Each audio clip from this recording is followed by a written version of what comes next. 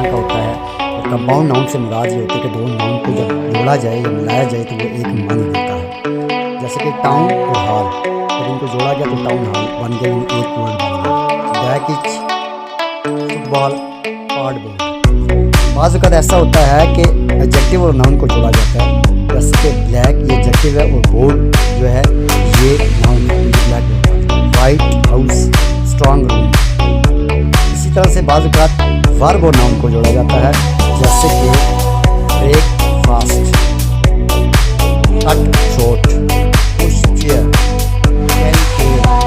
बाज़ वक़्त जेरेंड और नाउन को जोड़ा जाता है। जेरेंड जिन्हें ING की फैमिली होती है उसको जेरेंड कहते हैं। ड्राइंग रूम, इसी तरह से रोलिंग स्टोन,